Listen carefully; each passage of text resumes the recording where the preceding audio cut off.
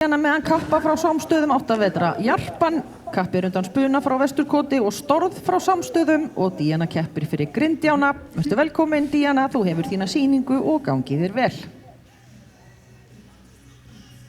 Grindjána keppir fyrir Grindjána, nú þetta lið Grindjána? Já, ég held að sé svoleiðis. Það allir að sækja sér allir styrtarar til þess að keppa í deildinni. Allt kostar í dag. Já, það svoleiðis. Það orka í þessu hægu tölti.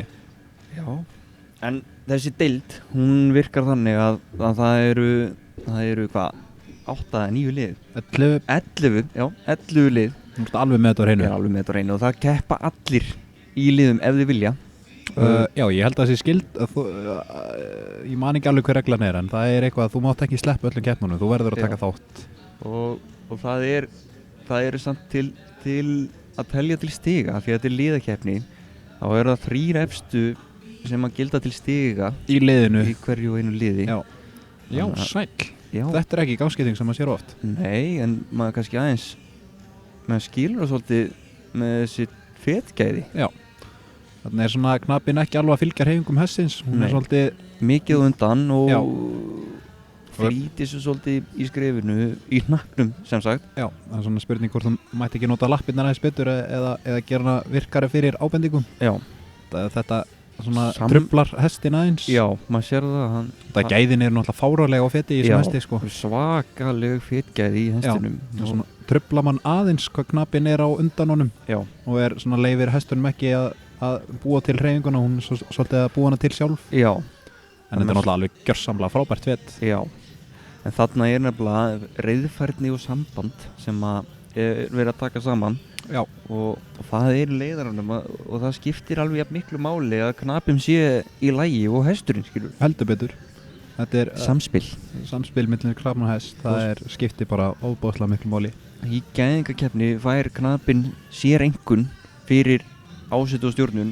Já, en í íþróttakeppni þá er það ekki þannig. Já, í úlíkaflokki þá. Já, úlíkaflokki sem sagt og barnaflokki. En hérna er hún bara að ríða fínt brokk. Já.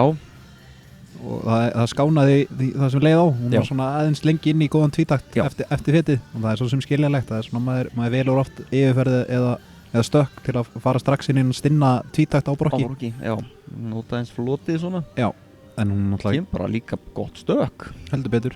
Ég held hún megi fara örlítið hraðar. Nei, kannski ekki. Nei, ég held að þetta sé bara nokkuð vel leist hjá henni. Hún fylgir hestinum hún vel. Betur núna. Já.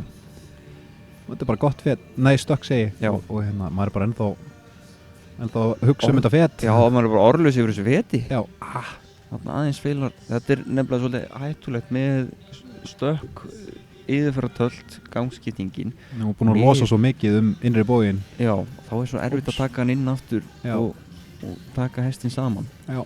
Hún er bara ennþá í vandræðum með vinstri bóginn og sjá að hún losar alltaf vinstri framfótinn. Þrýstur hún inn í beyguna og þá þarf knapinn að hjálpa honum og það verður til svona aðeins vandræði hjá þeim. Takk ykkur fyrir Díana Ösp og kappi. En virkilega bara efnilegur hestur. Já, nú lýst mér nú betur á klappið úr stúkunni. Við skulum endilega hitta þessa knappa mikilvinna sem liggur á baki. Ég held að æfingum og öðrum. Ég er svolítið spenntur að sjá tölurna fyrir fet. Fyrir þessa grein, þannig að við skulum endilega láta þau heyra hvað við erum ánægð með þau. Næst í braut er Ingunn Rán Sigurðardóttir, en einkunnir fyrir Díunu og kappa eru 6,2, 6,3, 6,1, 6,0 og 6,4. Það gerir 6,20 og það er 4. sætið eins og er. Ég er að lesa yfir tölurnar. Hún fær 8 á línuna fyrir fet. Já, sko. Og mér finnst bara ekkert að því. Nei. Og þá er Ingunn Rán Sigurðardóttir næst í braut úr Hestamannafélaginu Sörla.